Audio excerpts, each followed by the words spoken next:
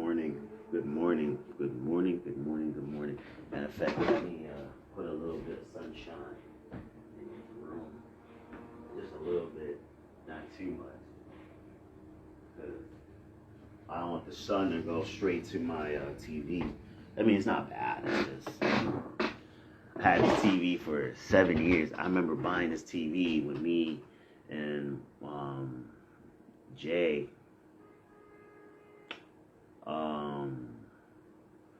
We got our apartment together, and this was back in 2015. Got an apartment together, and yeah, it sat in a storage unit for over a year. So I wouldn't think it would last this long. And then I'm using the TV like all day, every day now. Than before I only used to use it like mostly during the daytime and late at night, because in the afternoons either I'd be at the homies crib, or I'd be at school, and so I didn't have all day like I do now. And now I can see why TVs are being displayed all day. Just the thought that buying a TV that can't play all day every day. What's the point of buying a TV if you can only play for like 3 hours, and then they'll host a party. We can't gather around the TV. I mean, part. Well, you know what I mean.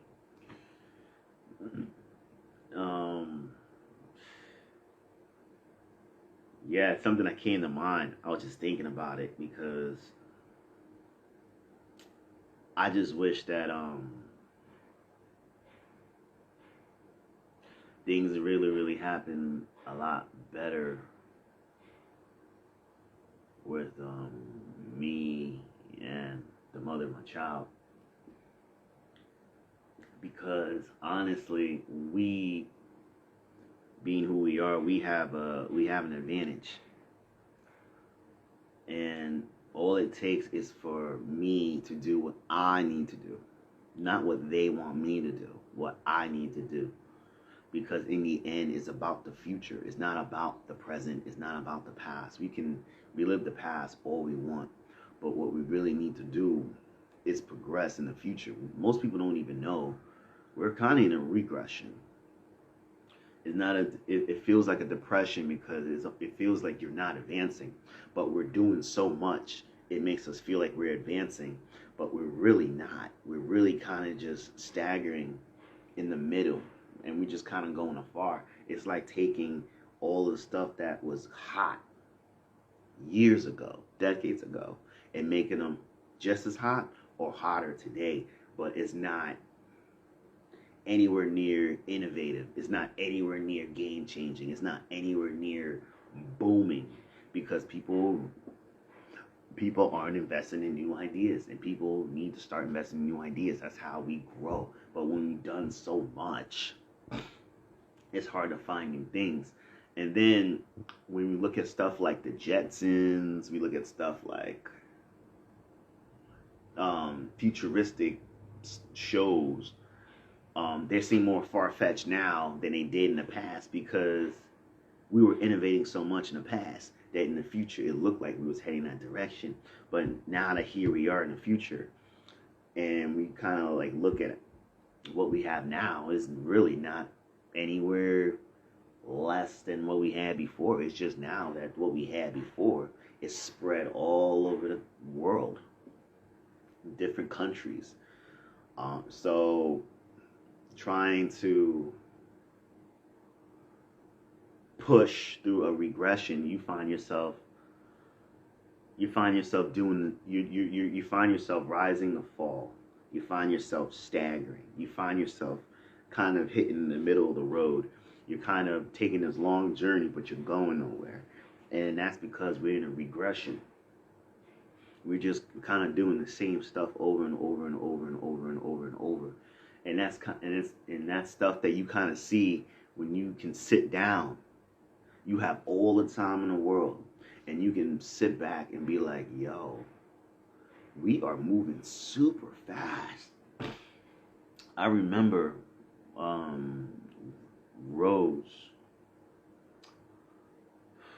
man, I love that girl to death. Rose, I remember talking with her, and it almost felt like she don't talk to people like that. Or maybe she does, but it's usually like the same people.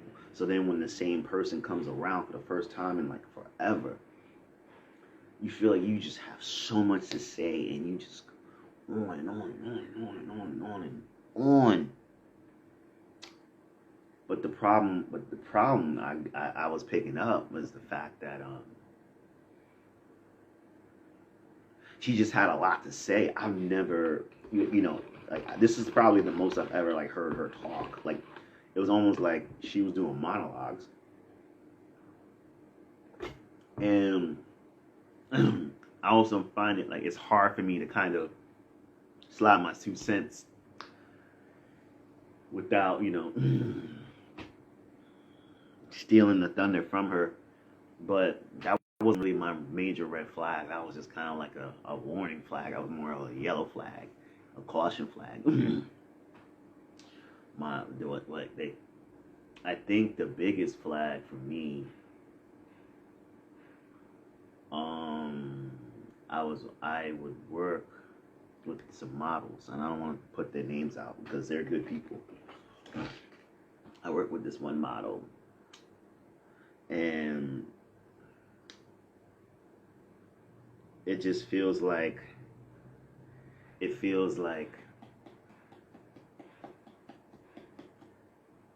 we can't progress. We can't progress. We're just kind of regressing. It's just like, yeah, we done the photo shoots, and then once we did the photo shoots, it's like now it's back to the drawing boards because that's what you know.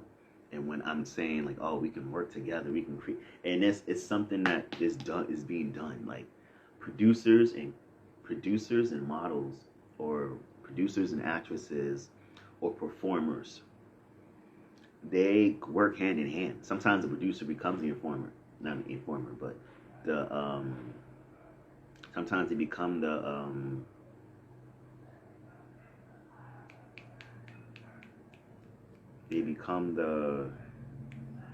performer. Sorry, I'm informed. I'm like, what am I trying to use? They become the performer because all they need is like a unit to perform. That's it, really. You don't need to be the face. You don't need to show your tits. You don't need to show too much. And performers, adult performers. But you can still perform. You can still model. You can still act out a certain way and still like not be as shown, not be as seen. It's a big thing in the industry, and you see it a lot. A lot of these couples, they claim couples, but they're really not. They're just two people that knew each other somehow, some way. They might have dated, or they might have came across each other while trying to create content, and decide to collab together. Because they make out like they're this couple, but they swing. And if you see a lot of couples swinging, it's not because they're open to that type of relationship, but it's because when you're not seriously legit for each other, you can go out and perform like that. You can do stuff like that. And that's always been the industry in that, and I knew that before the industry blew up, because there was you saw it. You saw it, one, a lot of these celebrity couples, and the Outkast song Hollywood Divorce. At first, I didn't understand it. I just figured it was a song. It was a dope song. Outkast, Lil Wayne, Snoop Dogg. But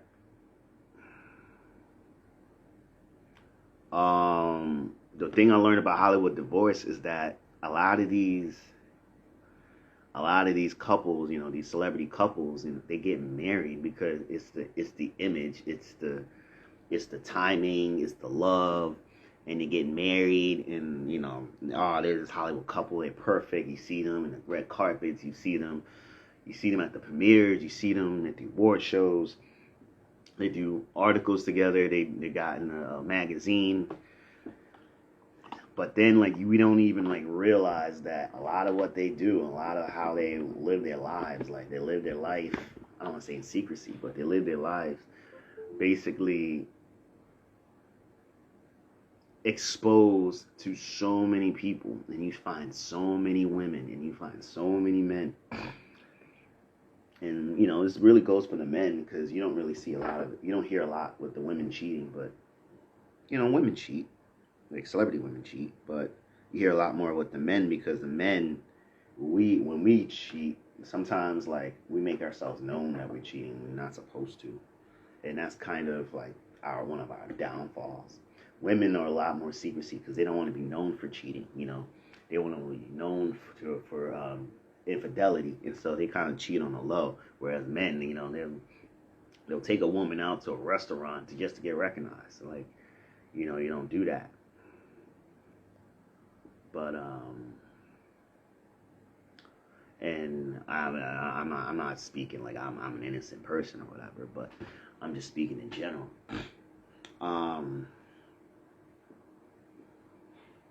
So when you have these Hollywood couples, and then they'll even go as far as even have a baby. It's a contract baby, and it's just like, you know, at first it seemed like a good idea, but then when you look, when you really start to know the person, and they really kind of show their ass. Now you got this dude as a father, and of course, you know, all because men done wrong in the past, it carries on, and no matter, well, it basically started with all the men abandoning their children and women and children. It started with that. And then when it became a sudden normal thing, women find themselves more and more putting themselves in positions of cutting ties with the child and the man, the father, just because she don't want to deal with that father anymore. And I think it's crazy because why go that far, especially with children, you know, having these fake relationships where it might seem real to the public eye, but in reality, you don't really spend time with the dude, you don't really hang out with the dude, y'all in separate places. You know, you're doing your business in LA, he's doing his business on the East Coast. Y'all barely see each other. Then you gotta fly out the country, you gotta go to Europe while the man is still, and this is like talking about a rich celebrity couple, you know, while he's still stuck in the States, you know, and especially like when you hit in these towns where, like, you know, these women will keep quiet for you. And it's Hollywood celebrities really kind of expose a lot of the business to the point where, like, common folks were picking up on the business, and they would link up with other producers to help produce content, even if you have to proclaim that person as your boyfriend or your girlfriend or whatever, your husband, your fiance, wife. People go as far as getting married in a contract relationship. That's how deep this thing goes. And I knew about this, and so I was going to look into it. I was really going to look into it in 2018. I would have done this for, definitely done this for, not like contracted, but I would have been a content boyfriend for, I don't want to throw her out, but, you know, she's basically the mother of Lime. She's the mom of Lime, and if you know Lime, you know Lime. So, I was willing to do that for her, but she didn't seem like she wanted to do it, and it's fine, you know. Especially if you're not feeling yourself completely like that, if, you know, you don't want to go into that realm like that. Not a lot of women, common women, want to even explore that. They don't want to explore it, and so it was really hard to try to find women on board. And I try to work with one, but that ain't like completely like just abandon the business, and I'm just like fuck. Just when like you roll the dice and you start hitting the 7-Elevens, like you were getting Slurpees, like you were getting free Slurpees, you just hitting 7-Elevens on that dice, and then like they just toss the dice. It's a shame, but a lot of I wanted to get into it before 2019, and I was even willing to get into it with my mother and my child, but by the time we were trying to get to know each other, because everything just kind of happened super fast. By the time we were trying to get to know each other a little bit better, she got pregnant, and then when she got pregnant, everything kind of changed because I had to prepare her for the worst, because that seemed to be my track record. But then when everything was going well, it was like, oh shit, maybe I do have to prepare. And so mentally, I wasn't thinking about that like that. But I was still thinking about it, but not for me, but for others. And I tried to expand the business. I tried to speak game on business, and like people didn't want to listen. I'm telling you, that's how people grow. That's how people prosper in this business. Not because of who they know, but because of who is willing to grow. And people that are willing to grow are the people that are willing to go out and do business. Even if you have to put on a front, because that's what almost this stuff is a front. And people want to try to be as real as possible. I'm like, people don't want real. People are tired of real. People experience real all the time. Real, when you have too much reality, sometimes it just drags you away. Like, fuck, man. Reality really sucks. Like, I always wanted to know how good reality was as a kid, but growing up, man, it just sucks. The violence, the deaths, the murders, the fighting, the politicking, the imbalancing. It's just off the chain. It's off the chain. But the one thing I try to do, especially with content creators of today, I try to figure out what is it that you're trying to do out of this? What is it that you want? What do you want? And if the answer is I really don't know, I don't really want much, I just want to make money, that's where you're not going to make money. Because if you're in it to make money, people can kind of smell it, and true people can see it in your work.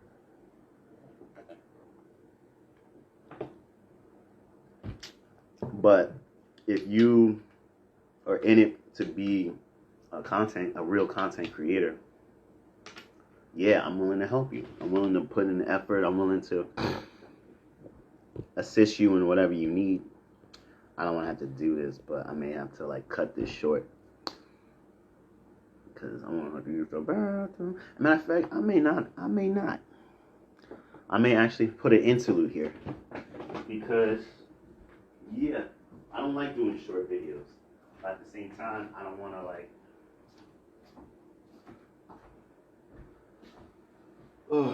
so to make sure I don't show my unit. it's a little P unit. I'm kidding. No, I'm not. It's not erected. But anywho, I wanted to share game with a lot of creators, because, and I was even talking with a friend. He was like, "Oh yeah, I have this faceless girl I want to work with," and I'm like, faceless women. Unless you have a real nice body, or you create some amazing content, those are hard to really promote. Even the mass model, I was talking with Nikki Carolina 2 days ago, Whoa, I gotta be careful. Talking with Nikki Caroline a few days ago, you know, a lot of people don't understand the mask gimmick. And that's kind of the purpose of why I wanted to create it, because, you know, there are, oof, man, I'm gonna have to take an interlude. Because there are, oh yeah, I can't think. Oof. Man. I don't want nothing evil. I don't have something evil in the chamber. Ooh, ooh, ah, ah, ah, ah, ah, ah, ah, ooh, ooh, ooh, ooh, ooh. Dun, dun, dun. Oh, I play that song. If I can find it. Dun, dun, dun, dun, dun, dun. Ooh, I'll play this song. Dun, dun, dun, dun. And while y'all wait for me, I get to look at my interim granddaughter's drawing of me. Oh, I forgot.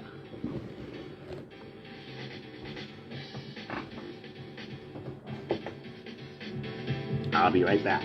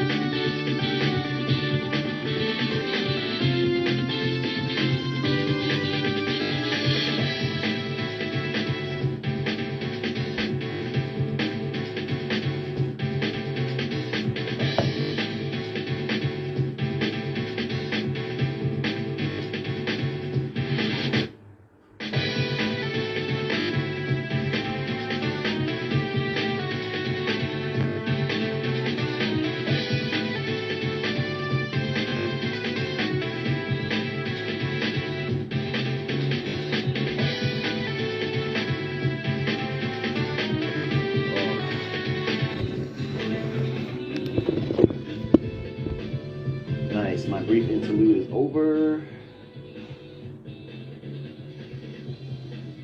Feeling like Ric Flair this morning, still no draws.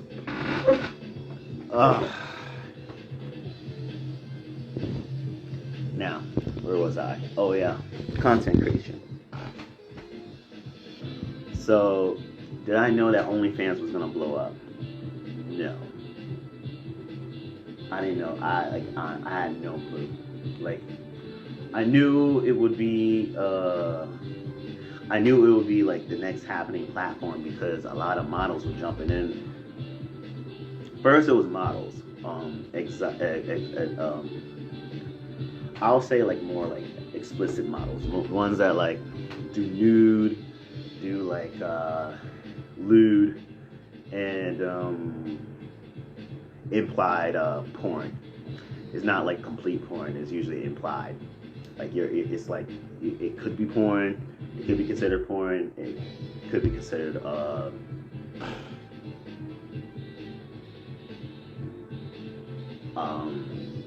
non-pornographic. The only way to show that it's pornographic is if you are implementing that. You are 100% implementing that there's sex involved. You can turn sex into an art. Sex can become an art, but by common law, if it's pornographic, it's depicting that sex is happening. Like, it's happening, right? Like, you are using sex, like the physicality of sex, not the not implementing sex, but you are having it. And so they were starting to do that content, but then more porn stars jumped on, and it became a porn site. I didn't really know too much of it. I kind of needed to explore it, but in order to do that, I wanted to explore it with one of my models. But, the chosen ones I chose, yeah, that all kind of just downward spiral down. And the models I should have chose eventually joined OnlyFans. I'm like, fuck me. But, when Bella Thorne blew up, I think this was during the pandemic. This had to be 2020. So I was even willing to like see if my baby mom wanted to do it, because at the time, like,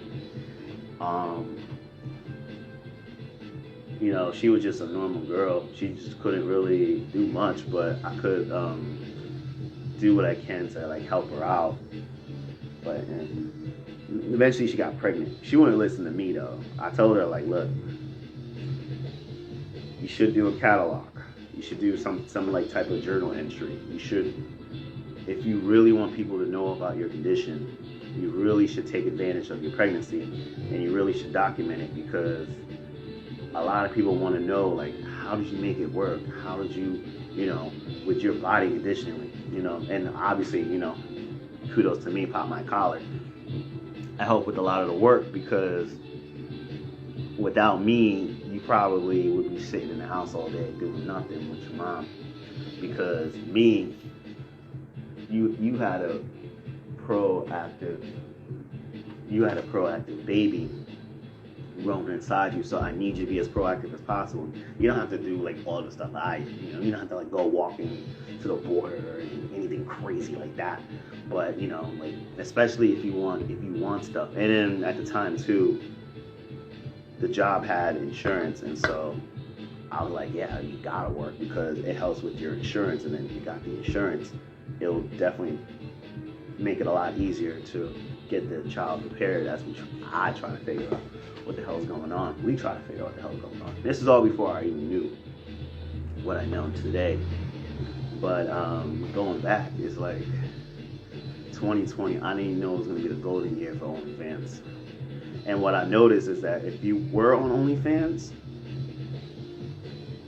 you had the head start jump. So like, if you went into the Bella boom on OnlyFans, chances are you were making money. Now, if you're making money today, still, I don't know, because a lot of the money's gone. Which it could be a setup. It could mean that, oh yeah, you have a bunch of data collectors collecting data, paying to collect data. And it could be just a bunch of women and men exposing themselves to just to data collect, to the point where by the time my grandchildren, if I have, knock on wood, if I have grandchildren, they will be completely doxxed.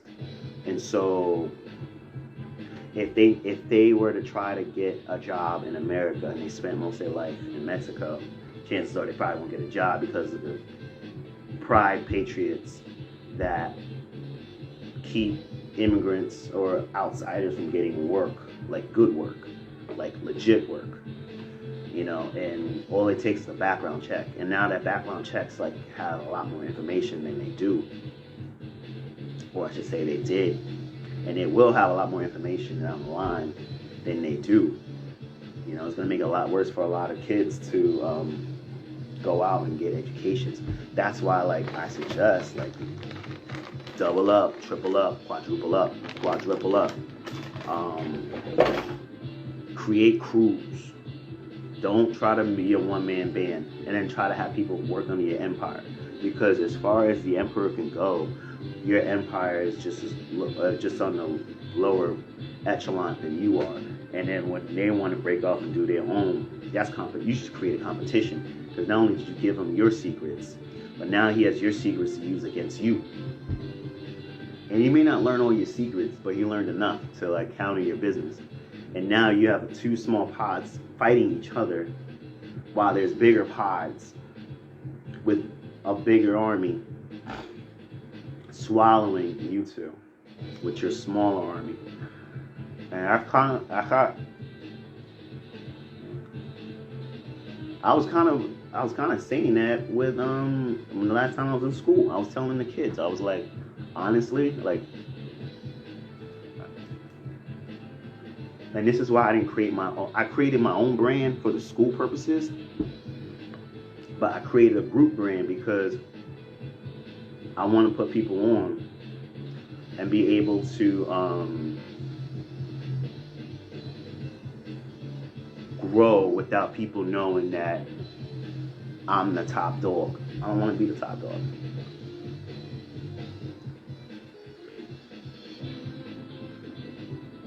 Because many people won't want me to be the top dog. I maybe have family members that don't want me to be the top dog.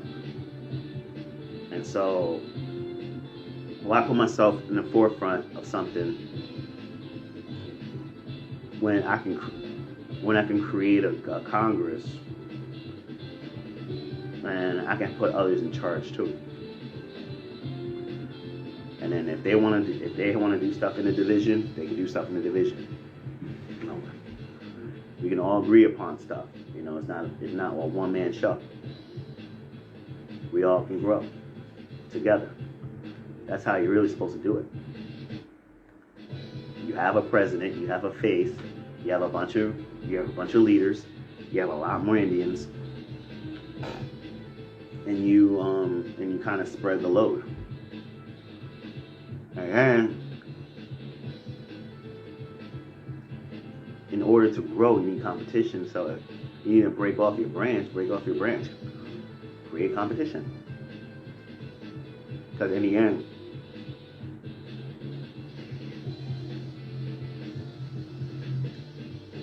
look at every one-man brand. Look at every one-man brand there is. There's millions of them. Hundreds of thousands of them.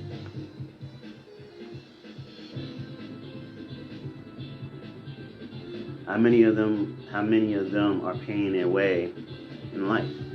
But I'm just doing this one brand and that's it. And that's how I get paid.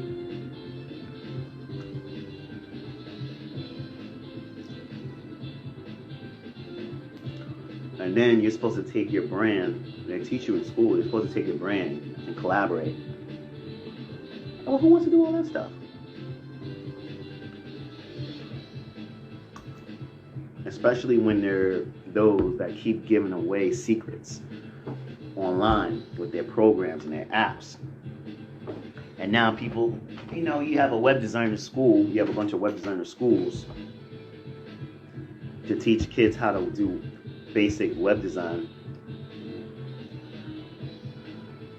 when businesses are showing people you can create your website via WordPress. In fact, it reminded me of what 50 Cent said recently. And I thought about it, it just hit. What's the point of branding G-Unit sneakers if G-Unit is going to wear Air Force Ones, Gucci, Timberlands? It's like,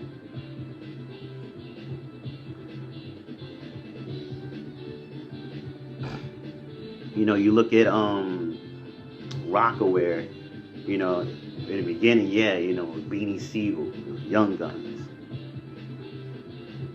or Sparks. You might see Memphis Bleak. But later on, you start to see Victoria Beckham, Loon. You start to see other ball players wear Rockaware, and you start to see less Rockefeller rappers wearing Rockaware, to the point where they eventually sold Rockaware.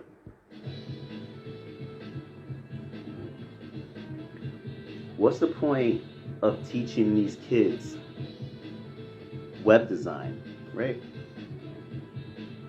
And you have teachers that use WordPress. Teachers and staff, they use WordPress. Opportunity for a kid to build a resume,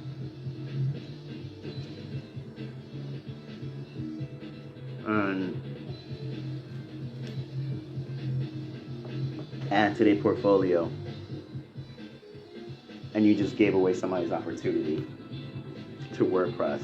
And that was kind of the problem I had with why individuality wasn't going to get you that far, because I was telling a lot of the students, I'm like, when you create an individual brand, it's okay to have that, but if you go off of that, all you're doing is taking the people to your left or right of you at the school and creating rivals, competition. That's all you're doing. And by creating that much competition, on top of all the competition that you have around you, other business schools, other designer schools doing that competition. The competition level was so high. And then that was another reason why, they kept pushing, oh, go web, go web, go web. And I'm glad I did, because when I'm hearing that teachers are using WordPress, and I'm like, all these kids in school are using WordPress? What? And I don't think there might be some ethical code against working with students, but there's got to be some leeway where, if not for business purposes, students should be able to get a portfolio off of teachers and staff at a school, especially the school they're going to. Especially if it's something to do with a website. How is it that you have that? And that's why I stuck with video, because video's always been my pride. It's always not pride, just my pride, but it's always been my joy. Just watching video, creating video, Even this is I enjoy it to a degree, because I get to turn this down a bit. I get to be able to create stuff and have it being played back for myself and others to view. I sometimes go back and view this content. Why? Because I like to see how I speak on the mic. Shout out White Mike. And I also want to be able to know, okay, what am I notice? And so that's why I try to watch back my videos. I enjoy it. And there's times I feel like, damn, it kind of sucks. But that's the learning process. That's the learning tree that a lot of us don't know how to go through. Like we don't want to be wrong. And then if we're wrong, agree to disagree. It's like agreeing to disagree means that to me you're wrong, but I'm gonna let you walk away being right, and I can't do that. If you want to be right about something, if you want to be right about an opinion, to each his own. Hey, if you want to be right about an opinion, do that. Do you? But if you want to be right about something factual, make sure it's facts. Don't just let people go off and be wrong. Like, oh, racist is good, racism is bad. Agree to disagree. No. Just like when I heard my friend, an old friend of mine, not that we haven't spoken because of that, but a lot of my friends in the Marine Corps I don't speak to. A lot of them. I can still talk to like a couple, but most of them I don't. But when he asked me, he's like, you know why there should be slavery? And obviously, this is a controversial question, especially just from a white man to say it to a black man, because I already kind of know mentally where it's all leading to. But as an American, speaking to another American, it's my duty to allow this person to have the free right of speech. And so I let him, okay, why is slavery important? And you brought up some valid points. Apparently, he absolutely didn't think about this. He did. Brought up some good points. The art of slavery was never an issue for me. My only issue is, it's like, I wish we were smoking weed. Speaking of, hit this. I wish we were smoking weed.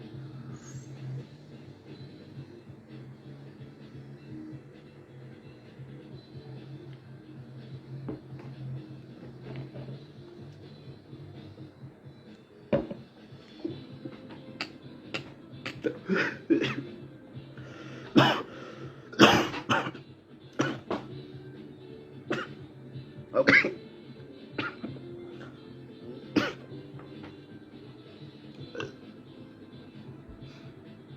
So basically,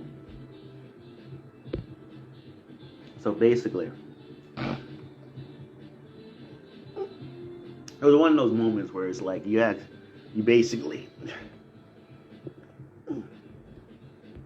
you say you say some crazy shit, and then the other person is like, all right, I bet I'll listen to this crazy shit. Tell me this crazy shit.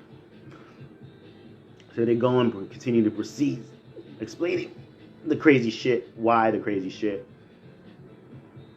And then your $1 billion question is who's gonna beat this crazy shit. And that was me. I didn't mind hearing his explanation on why there should be slavery. My curiosity is who was gonna play the slaves. Because there's a stigmata that a lot of white people, and like I said, he was a good friend. He didn't mean complete harm when his logics and stuff, but a lot of white people had this thing where like you have to be, there has to be slavery. We have to bring back slavery because whatever fantasy they have in their head about slavery, they just, they read a bunch of stuff, they hear a bunch of stuff, and especially when the Confederacy hasn't completely died. They get all these mentors, these Confederate mentors that kind of guide them, and they do a lot to the blacks too.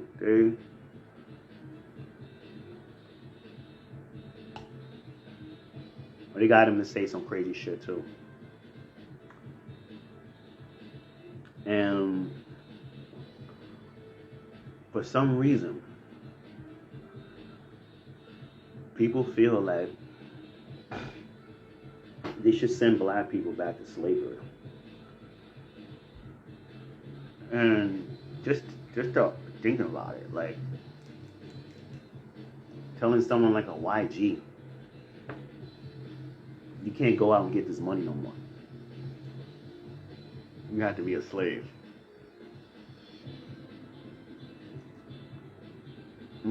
That's not gonna happen. Telling someone like a Jay-Z, you have to go back to, instead of being this billionaire, we have to go back and be a slave. It was crazy.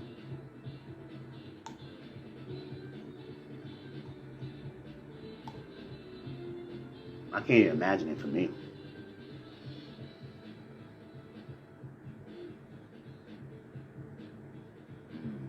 Give up this freedom for slavery. I worked hard to get to this point. Many of people try to take it from me.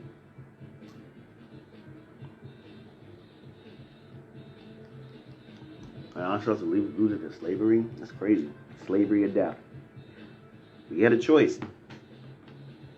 Live or die. But to live, well, hey, you have to be a slave. It's crazy. But truth be told,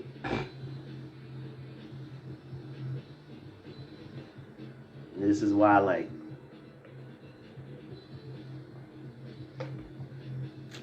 I say this all the time. Black people are needed. This is not about clicking up, getting all the black people to rise and black excellence and blah blah blah. But you don't understand the keys that a lot of blacks hold, especially black scribes.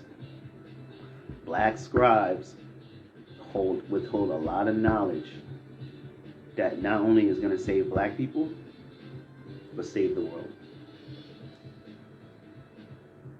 Black people just don't want the responsibilities that white people created. Control over the world. They don't want that. Like, you hear black people say that. Oh, I want the world, I want the whole world. And then by the time they even have a touch of what the world feels like, a lot of times they fall back. They don't want the world no more. It was always a white man's dream to have the world, to take over the world.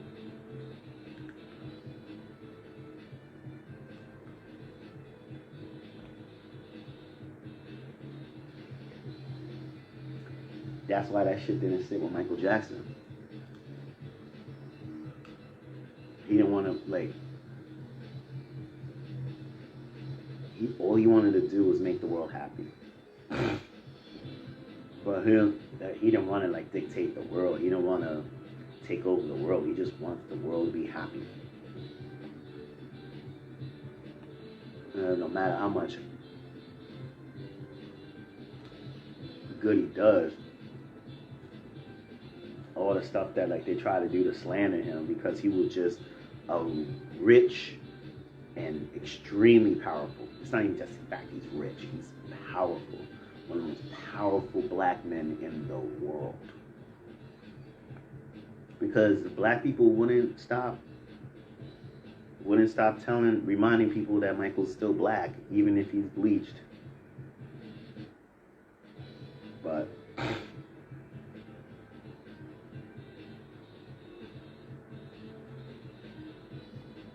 Michael Jackson was a rich, powerful man. And that's why they had to get him God.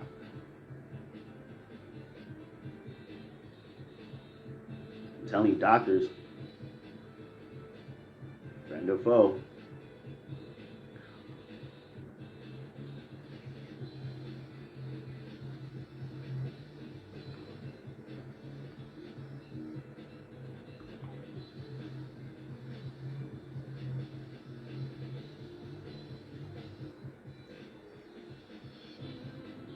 yeah. Prince, another black man, killed by a doctor.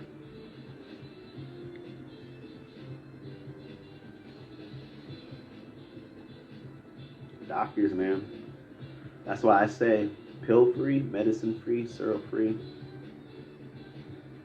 And it's crazy too because syrup, not only is it used for cough medicine, but it's used as a drug.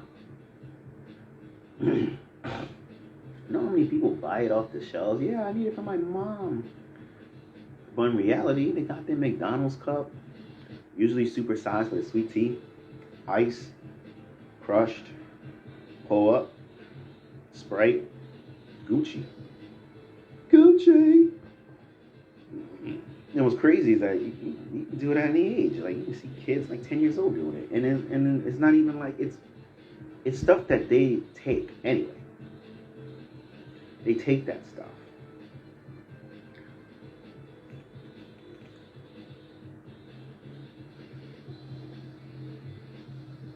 They take that stuff.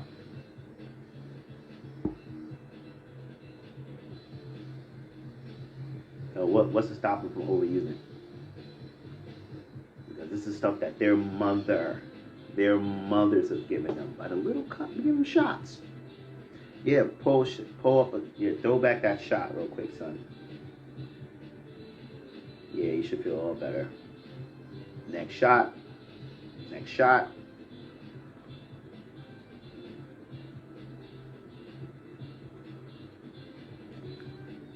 I'm glad all the cough medicine I've had over time wasn't as great. And then over time, like I stopped caring for medicine. And before long, like I felt a lot more healthier when I was homeless. When I was homeless, I felt a lot healthier than I did when I was living anywhere, even in the Marine Corps. And yeah, I was in physical great shape, amazing shape. Best I've ever been in my life. I could have been better in the Marine Corps. But C4 is a hell of a drug. It's like whoever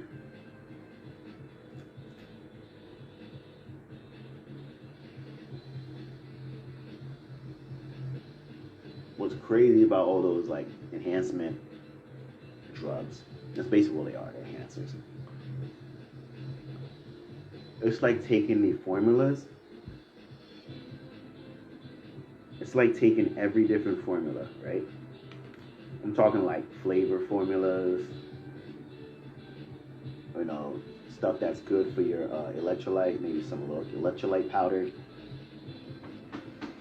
And you're basically mixing it with elements that add to the same factors of cocaine. C4 is a legal version of cocaine. Any form of pre-workout. That's because like the thing with cocaine is that it's supposed to make you feel like a god. It's supposed to make you feel invincible. It's supposed to make you feel like you can do anything, you can take anything. Hence why Tony Montana, he was able to take all those shots, even though you damn sure know they were killing him. But he didn't feel it. he was so doped up on coke, he just felt invincible. And a lot of that, and like from what I hear, like cocaine was like being spread all over, like Hollywood, sports, boxing. Like I even like, I don't know. I saw the headline, but I don't know if he's done it. But even like they said, Michael Jackson on coke, like catching Michael Jackson on coke. Thinking about it, I'm like, I'm sure it makes sense because one, the Hollywood drug. Two, sweating. He might have even done a little bit of crack. I don't know. But I could tell with the coke, because, and then like a lot of his friends would do it. A lot of his known friends would do it. And then sometimes when you're just around that stuff, and it's funny, when you have an immature mind, I know this, because it's crazy when someone depicts me for doing this. But when I do it in front of them, they come running and begging, even when they're pregnant. Remember that.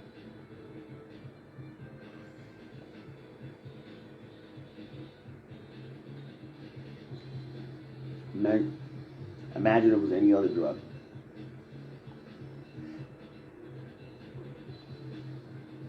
Lucky I've done my studies, and I've watched videos, and I've heard and I've done research. Because I guarantee you, you wouldn't even like take one puff if I known any bad effects. Trust me. But C4 is one of the craziest drugs I've ever done. I remember one morning I was tired as fuck. Like I remember we had to like get up at 5, go on a run. It was, and then it found out it was for PFT. I was really tired because I think we just came from a long night shift. I didn't even sleep, barely slept. You know, when I finally got some sleep, I was able to sleep in. I had to wake up, alarm went off.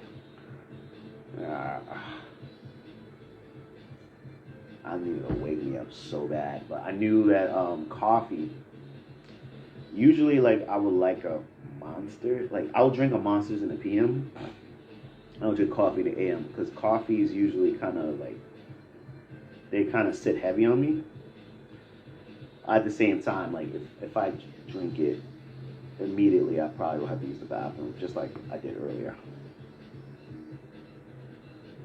But so I didn't want to drink coffee before a run because there was just no time to really do that because I like because I only do it one time, so that's like the only time I get to like sit in peace and just kind of take my time. If I need to sit for a little while, I'll sit for a little while. But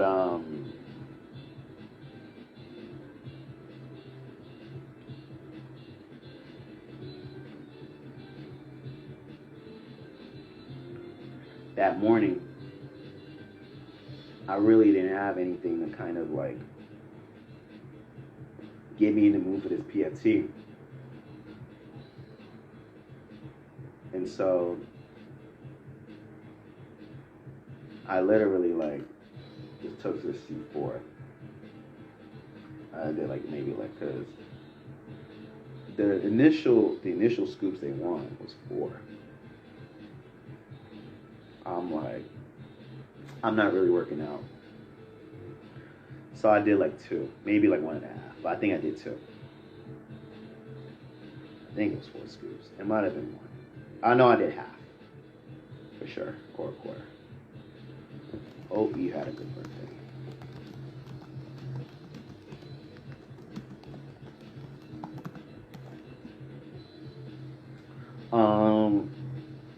Yeah, I remember all my emotional feelings. So that was like, I've never felt like that in my life. And I did the most, and I've actually did the most. Like, So I went on the initial run, and I just was feeling it. But then it was just like something just gave me the sense of urgency of like, oh, I gotta go. Like, and then I started hallucinating because I was bored, and I just put myself as like the Incredible Hulk. Like, cause I just finished watching that movie like not even that long ago, maybe like a month or two ago. I rented it from the library and then watched it. Incredible Hulk.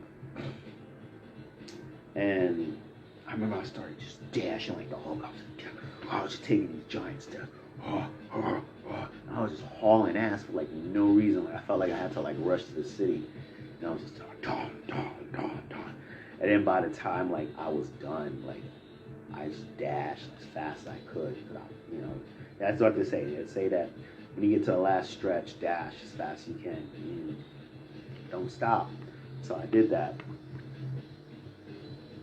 I was literally dying. Like my heart was like I'm sitting there laying on the ground like oh, and I think I had my knees up too, so I can get a little bit of breath. Like I think I had my arms out in the air, not in the air, but like I had my arms out on the ground because I literally could not breathe. Like I was like pounding my arms. It's just like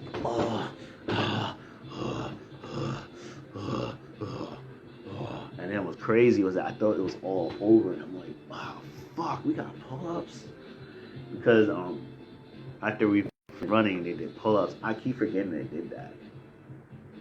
First, we'll do crunches. Wait, did we do a run or did we do crunches? I think we did crunches first, and I think it was still it was pretty much my norm. And we did the run, and after the run, we did the pull-ups. For some reason, they think that like after you get through this run, like you get ironed up for pull-ups. Me, I'm like after a run, I'm beat. So get on that pull-up bar, man. I had nothing. I had literally mentally, I had nothing on that pull-up bar. But then like I started doing one. I did one. Then I did two. And I did three. And I did 4, and 5, and 6, and 7, and 8. And my max without C4 was 10. And I was in Afghanistan. I was in a lot better shape. My max here in this particular story was 16 because by the time I hit 10, because I banged those out like nothing. Like I did 1, and I did 2, 3, and 4, and 5. By the time I hit 10, I started getting a head rush because I was like, whoa, I didn't imagine me like going the distance. I still have more to give, and I just banged out 11 and 12. But once I stopped, like my momentum like completely slowed down, and then I ended up doing 16. And then by the time I hit 16, like I was just like, I don't want to do it anymore. Mentally, my body was telling me it doesn't want to do it anymore. So I was just done. I think I could have banged out another 17. I think I could have done full 20, but at 16, I was just like, I'm done. Cause I was still in like shock. I was still in like complete shock mode. I did that much.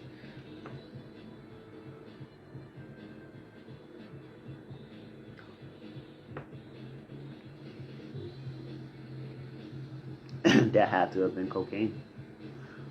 That wasn't like real cocaine, though. But they will call it synthetic because it's basically stuff. It's not the stuff, but it's a stuff that feels like the stuff. Let me see what the homie said.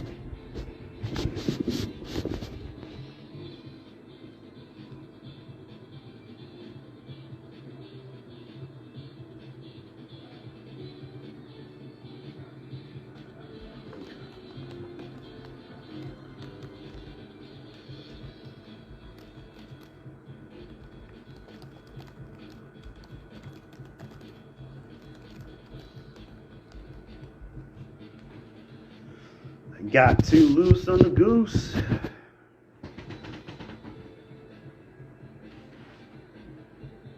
Oh yeah, the other C4 cocaine baby.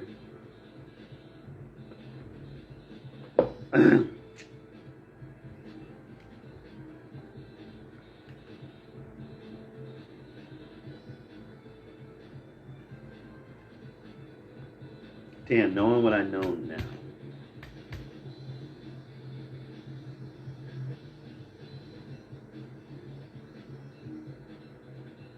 Knowing what I know now, I probably would have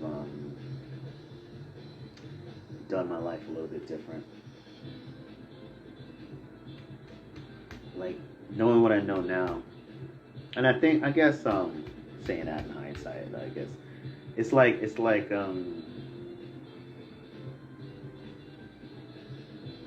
and that's kind of why like certain stories kind of like play out the fact of like redoing your life over.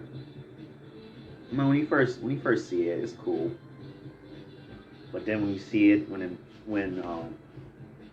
you use it as a tool to get 2 points across, it becomes I won't say relevant, but it becomes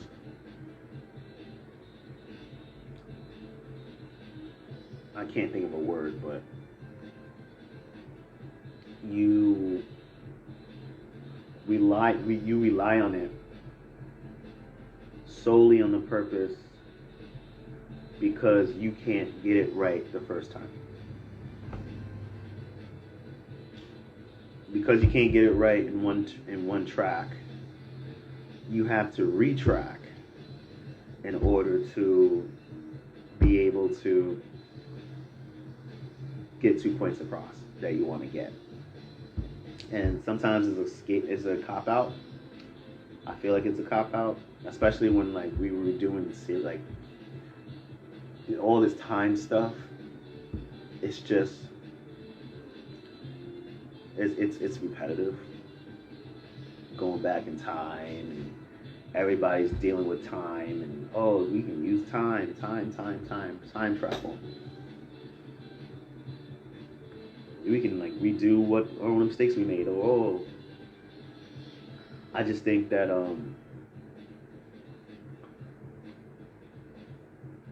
we need to learn how to make right going forward. So, for example, if Vegeta didn't beat Frieza and Frieza blew up the planet with everybody, the end. That's it. You shouldn't have to like go back and it be like, oh, now I know what happens if I let Vegeta go first. Let me go first. And instead of playing around with him, let me actually beat him. I think it's kind of stupid. But whatever. You know, that's what happens when you're like, oh, we have two strong characters, but we can't just let Vegeta have it, and we can't just not give Vegeta no good action. So, yeah.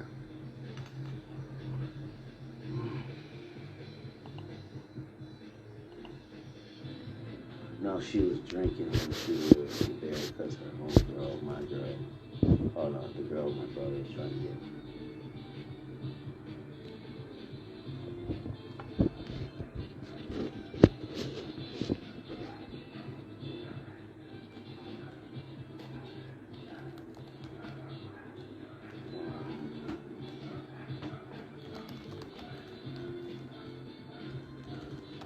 She a Lucy?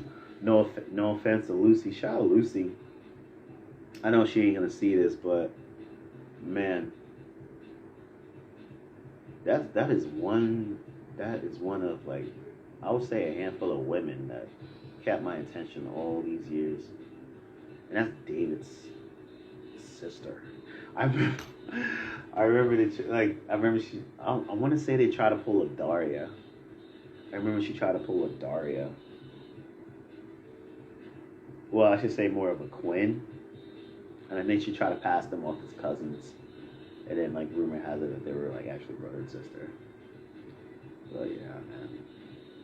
I could have been David's brother. No, I'm just kidding. But Lucy. I don't even want to talk about the old girls in my school, man. They don't like me. They all don't like me. That means she's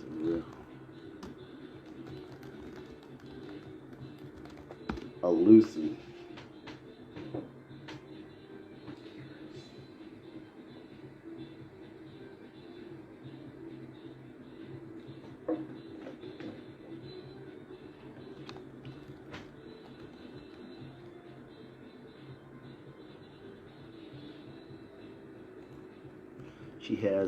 She has an inhuman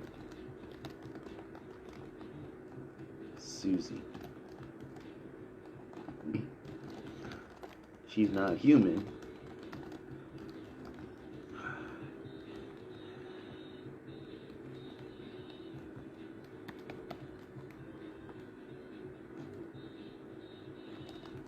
You cream up.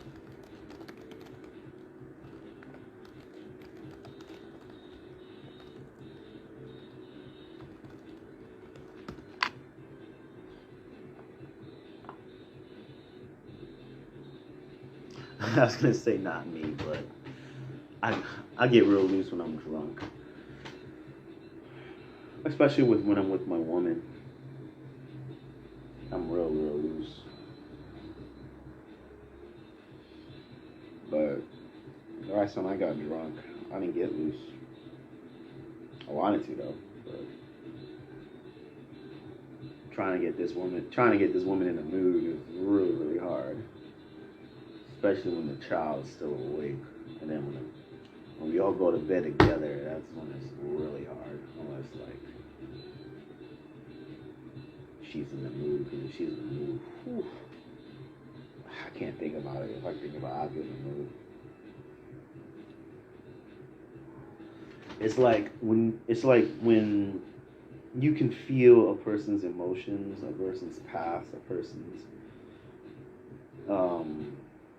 emotions and feelings spiritually inside, and it's not just a sport anymore, but it's you use it as communication. When sex becomes communications, whew, and and that's kind of why like all this like marriage stuff, honestly, like if it didn't come with contracts, like I probably won't even like I'm say contracts because like it's linked to like things like the Marine Corps, military, general, government, anything that says that you own somebody or you're tied. You don't really own your wives anymore. Your wives can sometimes own the husband. It just really depends on the matter. So when you tie a person down, yeah, like I said, I'll only do it for like business purposes. If it's gonna generate better business, and it could, when it comes to loans, it comes to things like that. But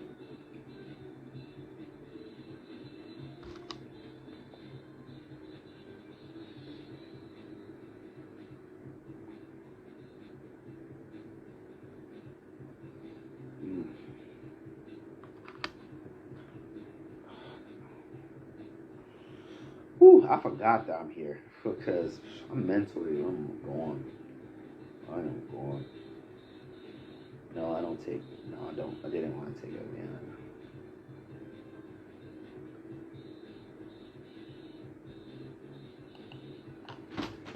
Oh, you talk.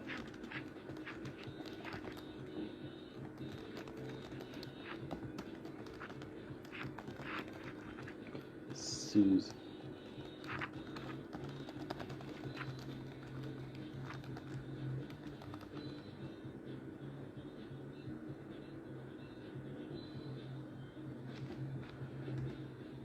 My boy don't know what a Susie is. I made one. I made a Susie.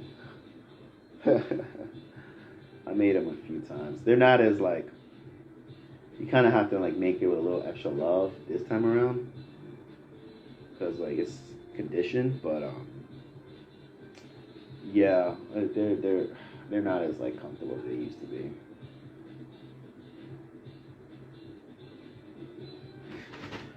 Hey.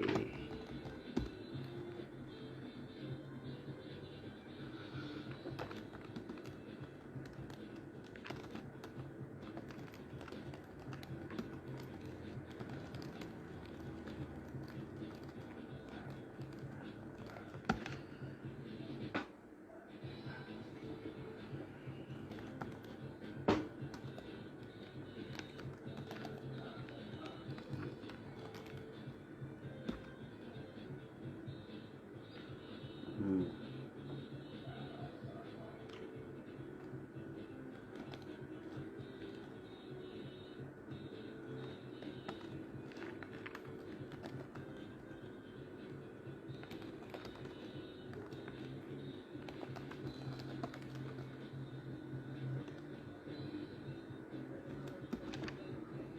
I'm telling my Susie story. Not really, but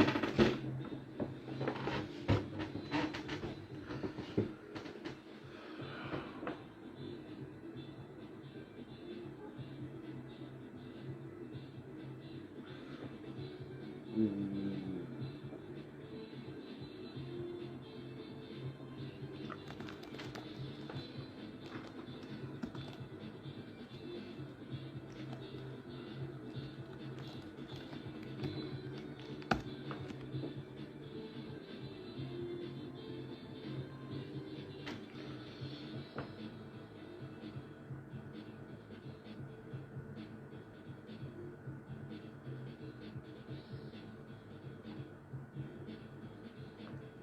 that's so funny.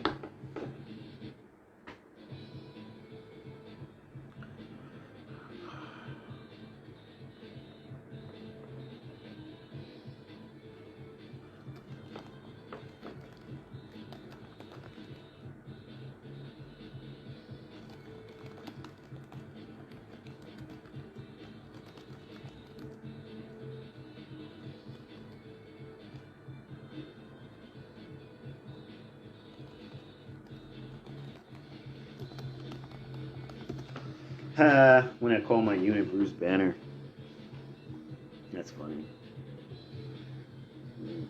Damn, I've been on. How long have I been on this thing? I may have to get off. Hour and 22 minutes. What am I still doing here? What am I still doing here?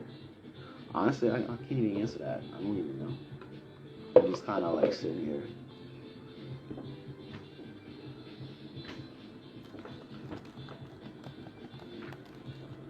But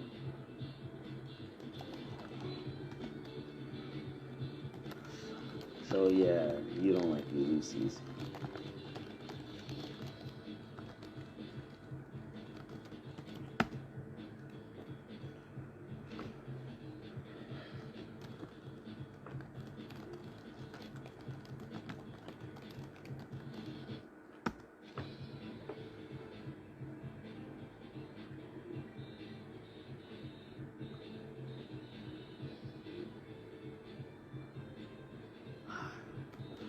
I almost almost met one for the first time.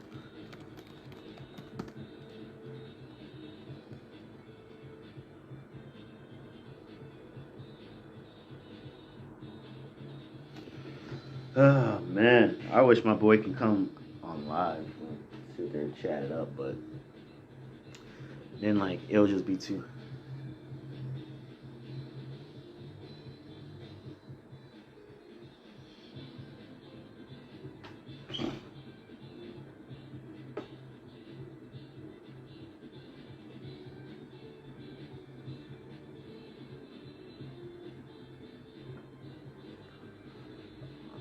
I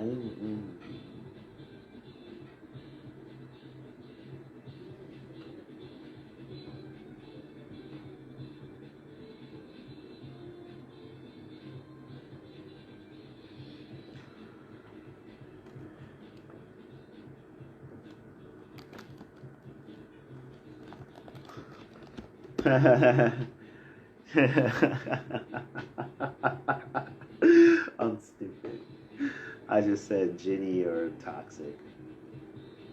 Or Juicy or Toxic. He said Ginny. Because we were talking about his Lucy that he passed up on. And I was, well, he was like, oh, so she got loose on the goose. And it's like, Gin. I'm like, oh, is she toxic or is she juicy? Meaning, like, is she drinking gin and juice or is she drinking gin and tonic? I call it toxic because when you flip the words.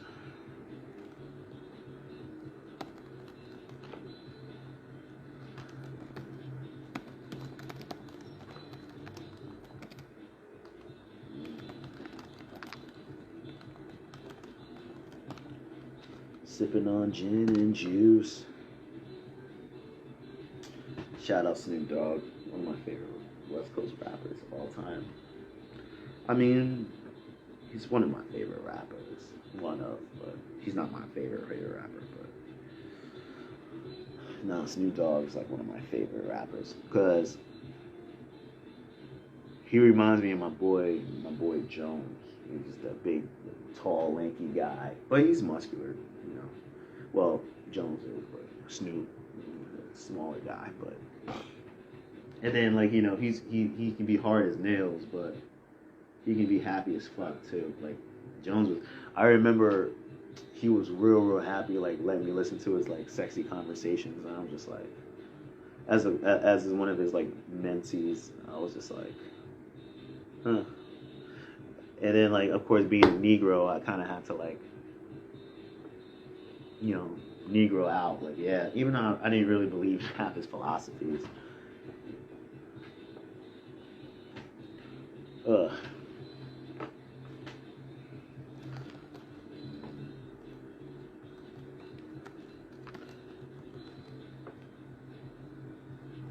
Toxic Blue.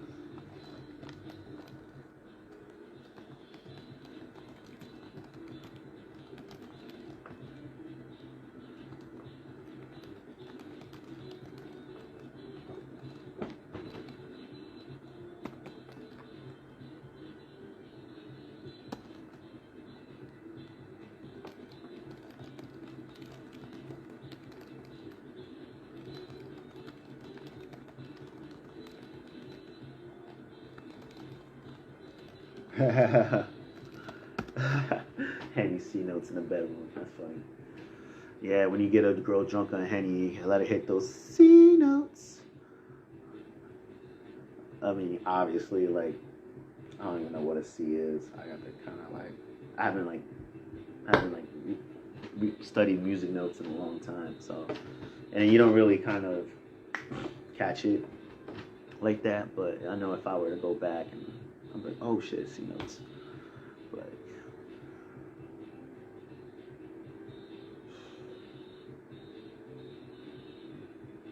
it's just weird because she didn't want to mix drinks.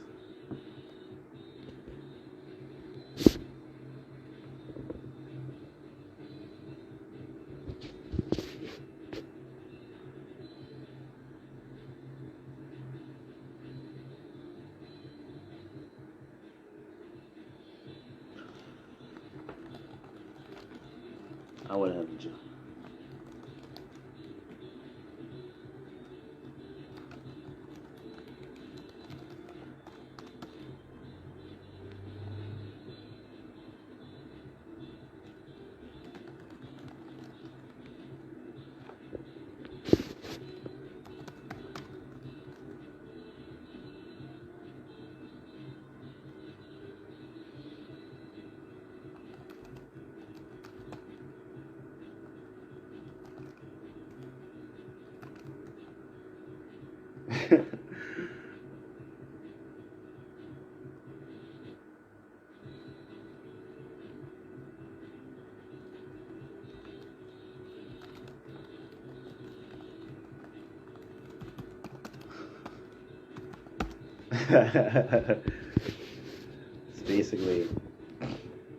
basically I said I would have joined it. I would have joined on the Toxic Attraction. Basically, I would have joined in on the gin and tonic just to share drinks with her. You know, especially if she was downtown Florida, aka DTF, You get the drift. With your palm tree, because there's are there palm trees in Florida? I think there's because palm trees survive in the heat and the humidity, and so yeah, I think there's palm trees in Florida, but there's palm trees in California too.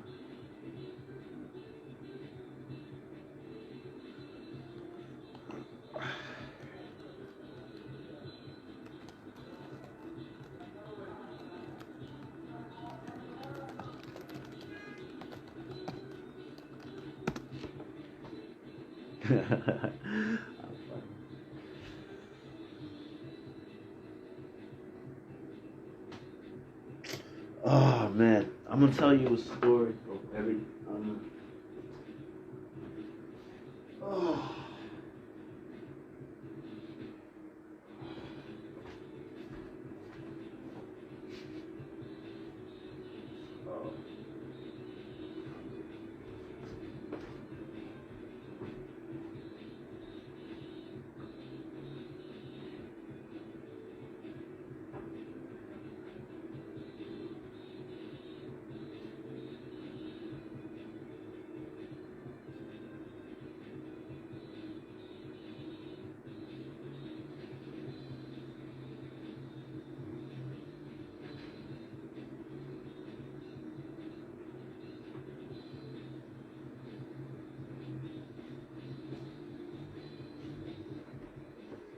What, bitch?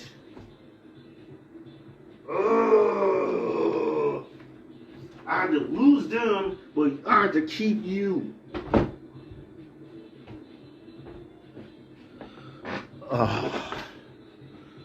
Oh, I know you're not here anymore, but gosh, I miss you so much. But I don't know, the missus part might mean that you done segue onto life, but damn. All I can think of is like you being my Black Panther date. Like we shared the movie Black Panther together. I loved that. I thought it was fun.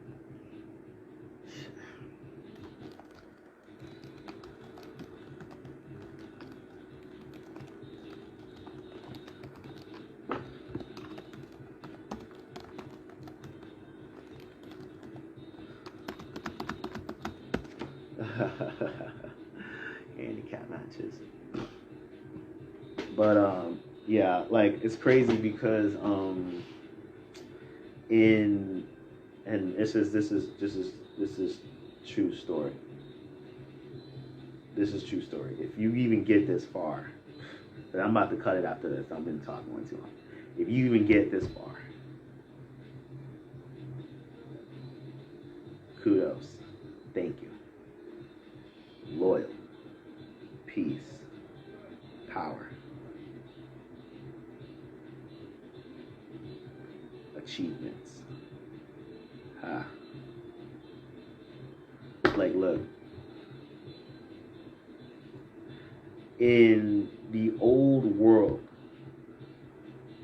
I would say like 1980s, 1970s, or possibly 60s. If I was my father,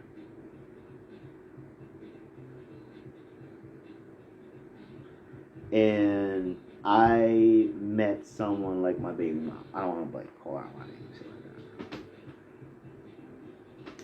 that.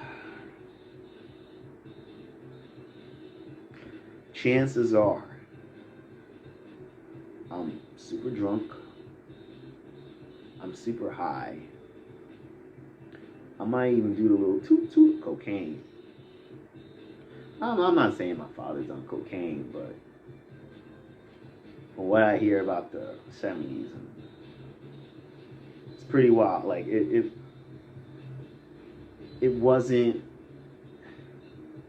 You either did it or you didn't.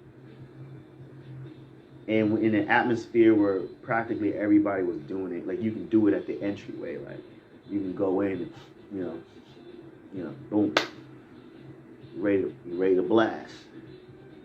You didn't have to hide, you didn't have to go somewhere, you did it out in the open, so.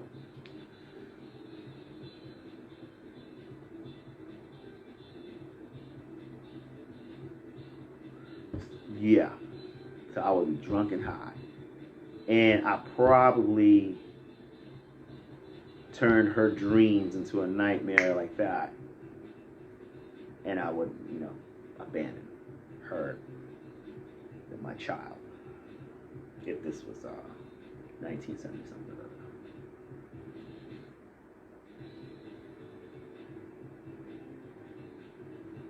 There was nothing I did in today's era, in today's day and age. There was nothing I did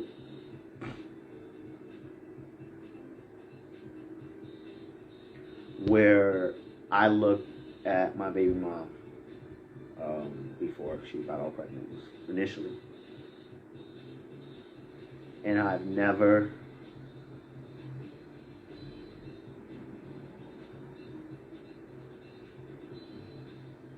thought to myself,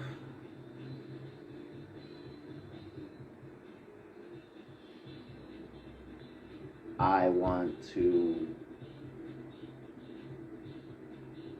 lose myself to her. No.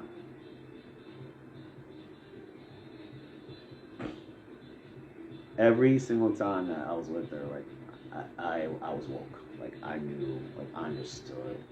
The only thing I didn't understand was the fact that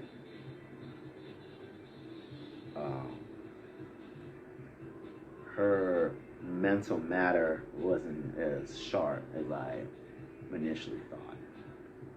I mean, I knew there was certain stuff from between the borders that, she was allowed to learn and I was exposed to learn. But,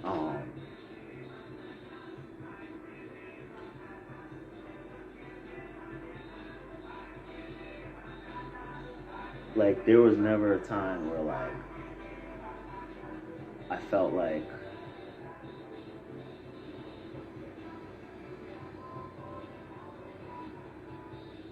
we were out of place, like, personally. Publicly, I don't know. Like, there are some people that will look at me and be like, what the fuck you doing with her? Some people look at me and like, what the fuck you doing here?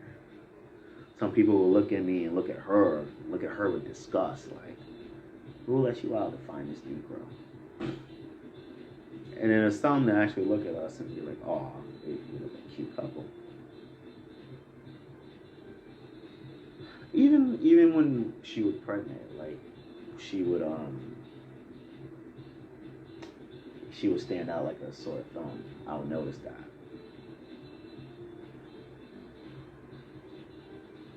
But even when I was talking with my boy at the time, we were cool, we were bros. I've never not wanted to have her a part of that world. I would love to bring her out there.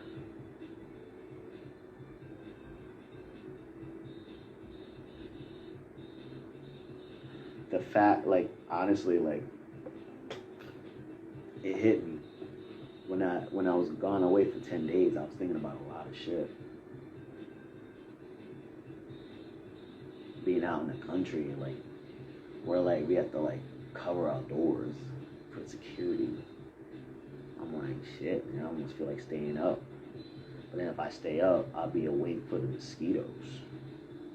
And they come by like the millions. Like, being out there and you're just surrounded by mosquitoes. And then it's even crazier when you're like looking and you have your either wearing like long pants and or you're wearing like a blanket to cover your legs and feet. I would look at their legs and feet and I would look at the swarm of mosquitoes just like waiting for them to jump on their opportunity to get some blood. I'm just like, and there were points where I was just like, damn, should I have gotten bit? Like, am I gonna get sick? Am I infected? So being out in the sticks like that has really got me thinking a lot. Like,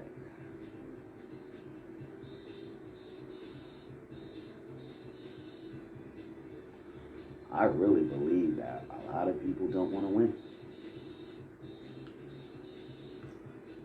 Because there were points in that relationship with the mother and my child that I even said, like, yo, are there people against me? Or are there people plotting against me? I don't think your mother really likes me. Are they trying to take my daughter from me? And all this time, no. And it was sincerity. But little did we realize, they plotted against us the whole time. They plotted against us. And then it was even to the point where, like, they were gonna allow me to keep the mother of my child, but they were gonna take the child from us. Because in the end, it was like, she was the trap, I was the bait. My child was the possession. And it's crazy because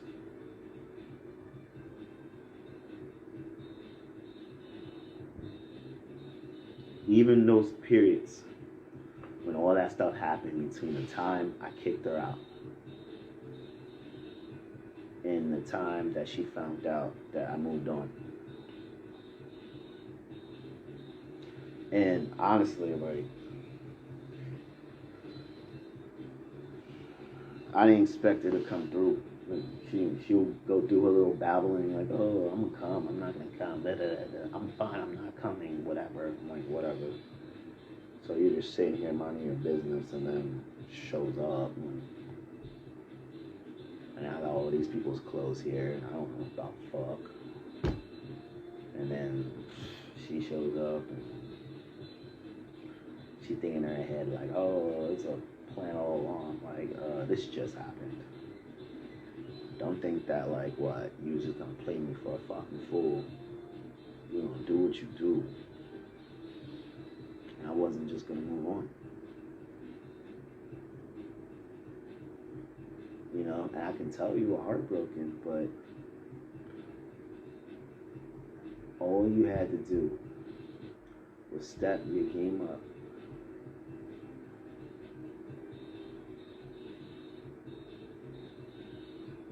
Visualize yourself not as this child, but as a mother to this child that you just had. It's yours too. It's not just your play doll. You know, you gotta take care of it, like, especially when I'm gone. Like, you know, because you're not even gonna realize it. And I'm already starting to see.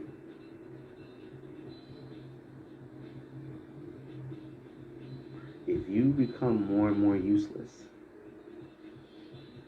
later on in life, and I've seen it,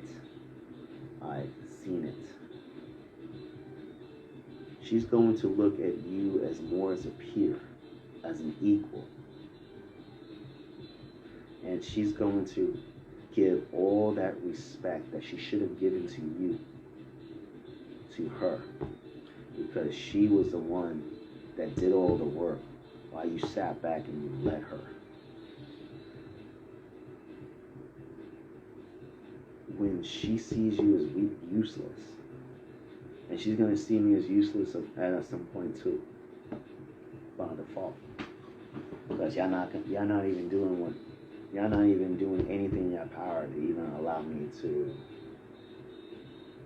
give. It's not even about being there. Hi, bye. No.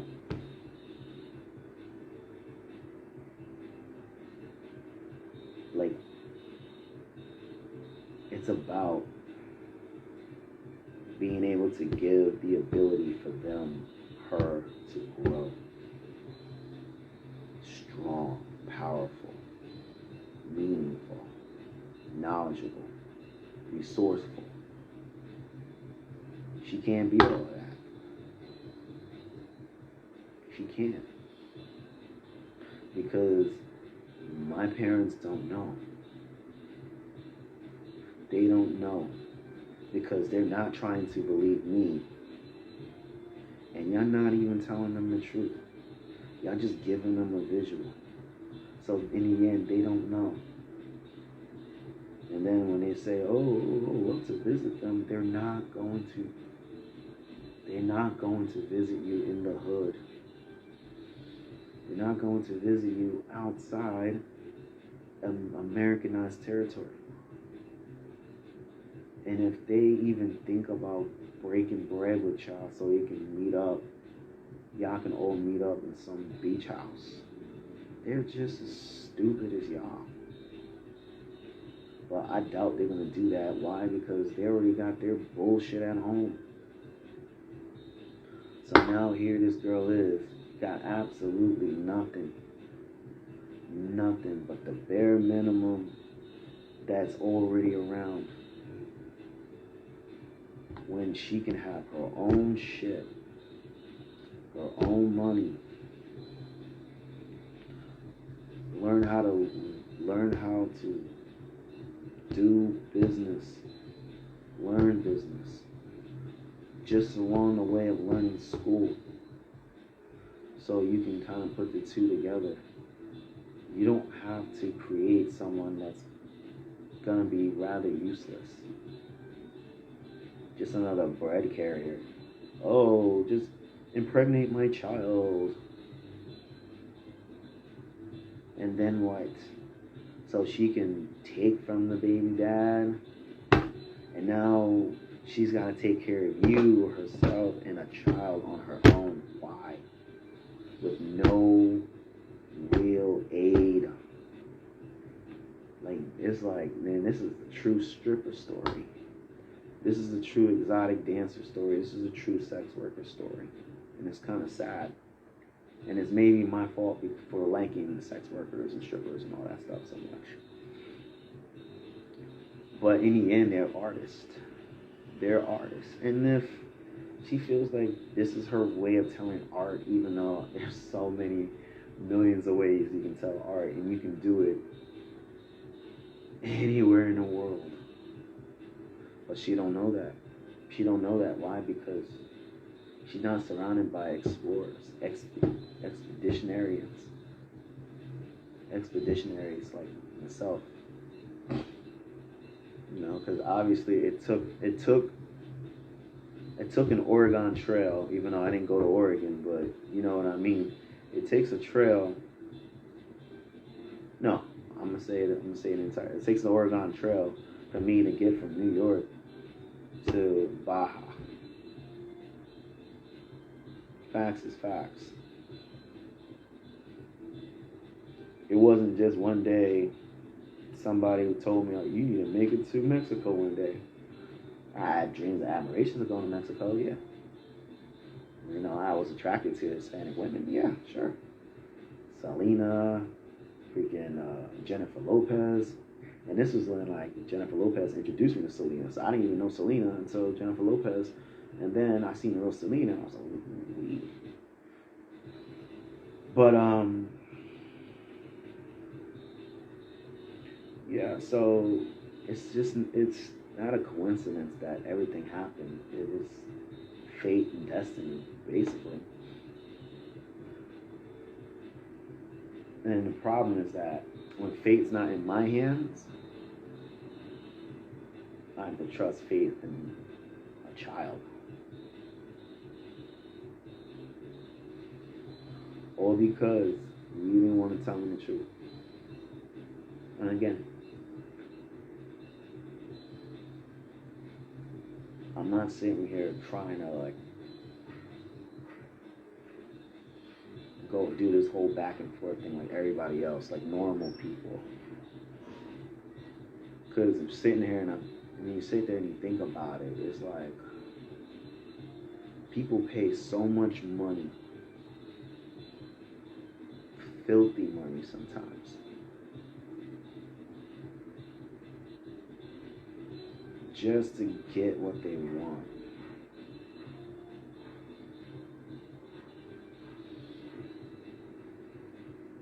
And sometimes, like, what they want comes at a cost of somebody else.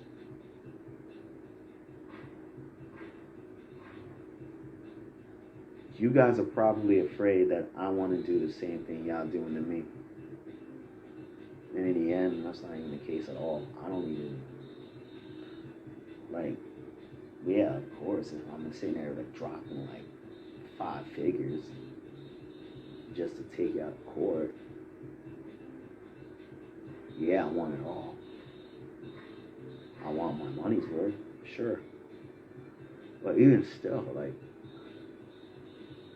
I don't want to depict y'all as the bad guys.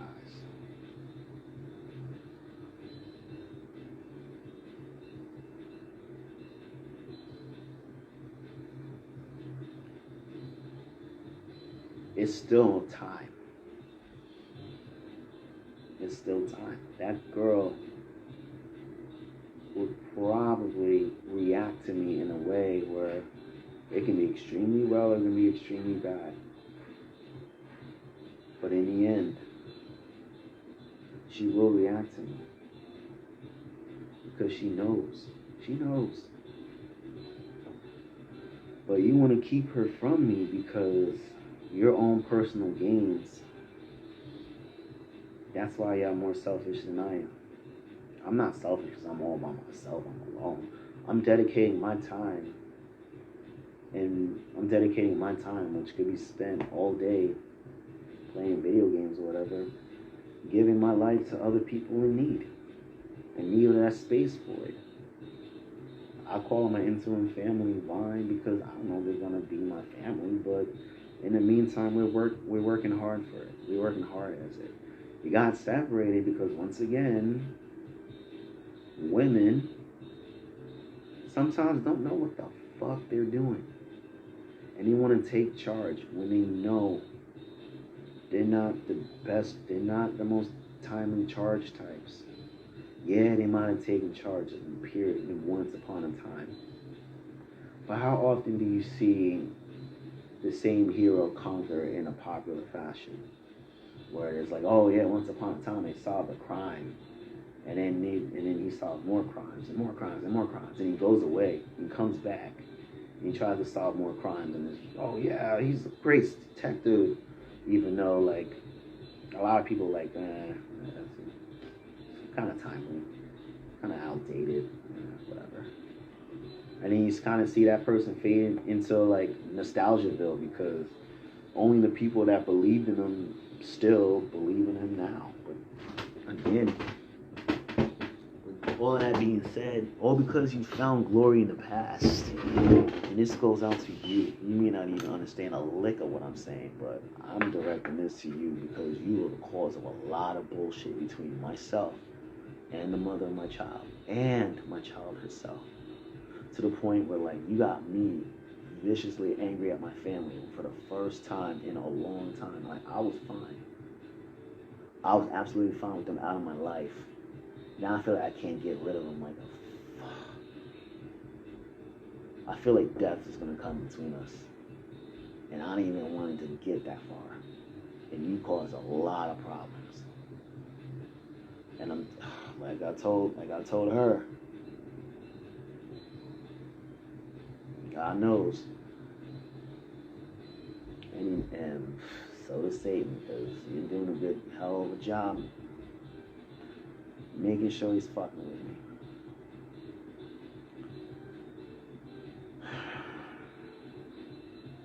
And I really liked you too.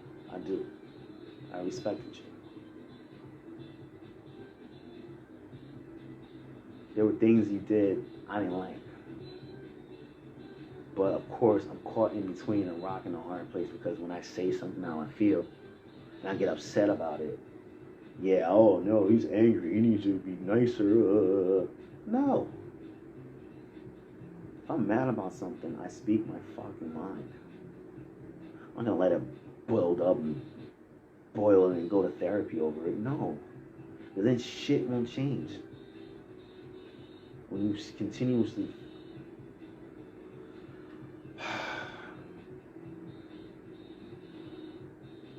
your daughter knows. And And for some reason, like, you have control over her. She knows. But if you keep doing what you're doing, it's going to come back to you worse.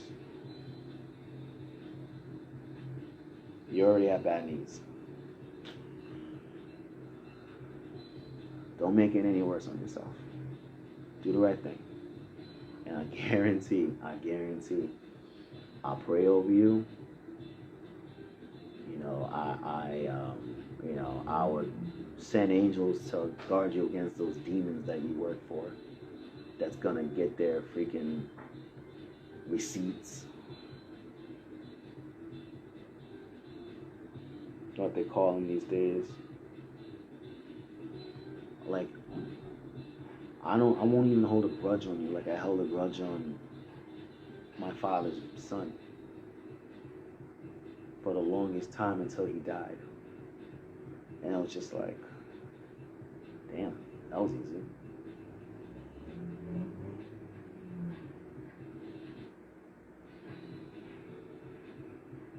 It'll get better for you if you do the right thing.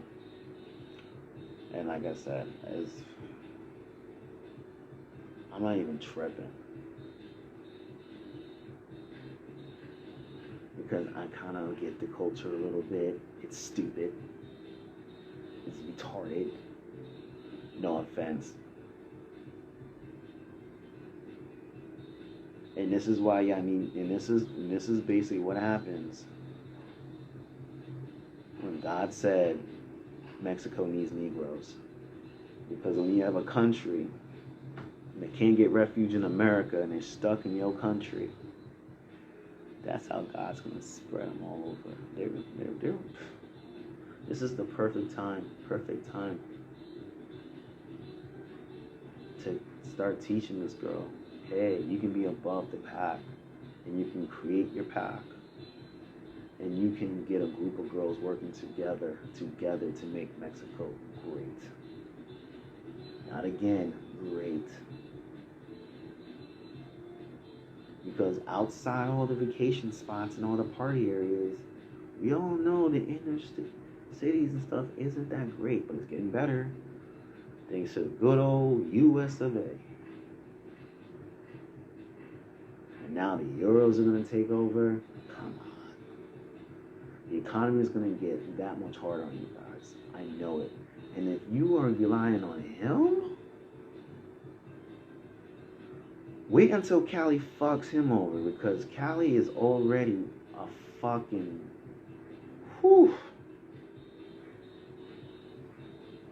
Cali is a problem right now. And I know it. That's why I was playing it cool, I was playing it low. And I was fine. We were all fine. She was fine. She was going to the fucking park. Running a basketball court. I could have put a basketball in her hand.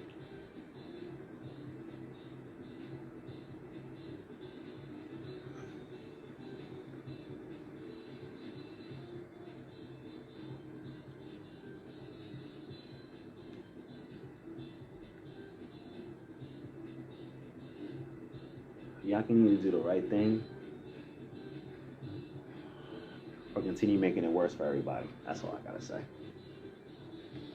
Because in the end, I'm happy with what I have.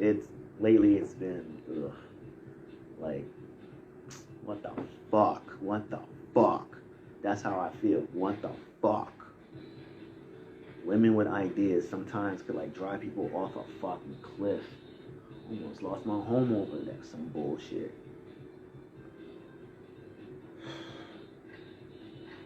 I'm not saying that I'm willing to drop everything. No. But like I said, do the right thing, and bygones is bygones. That's it. And we can all get along. I won't even, I'll take back all the stuff I said. If it's something that I've said on video, you want me to take down, I'll take it down. But do the right thing first.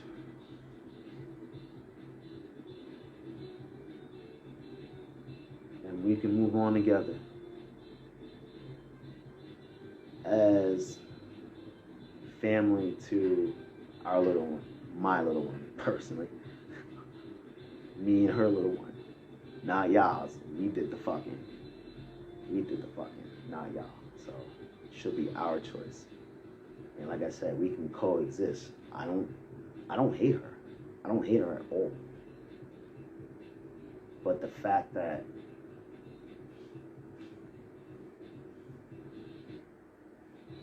she kept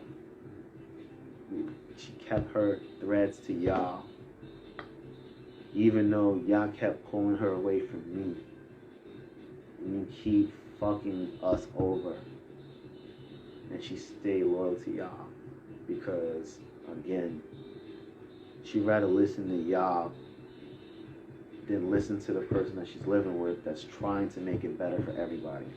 Well, the three of us. So, like I said, I'm done with that.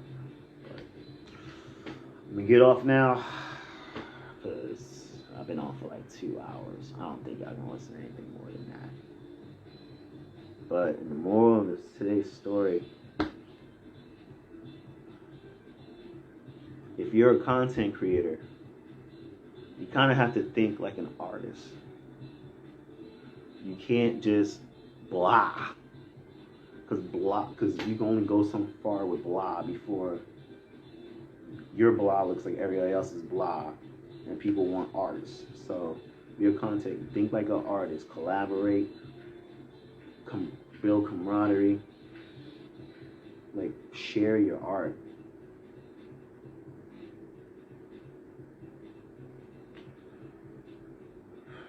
Also, but y'all, do the right thing, that's it. And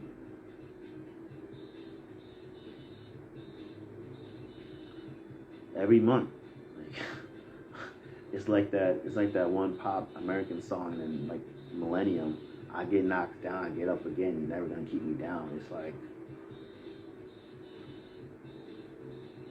yeah, I might have a bad month, but then next month I'm in the beginning, I'm doing the same shit. I'll bounce back.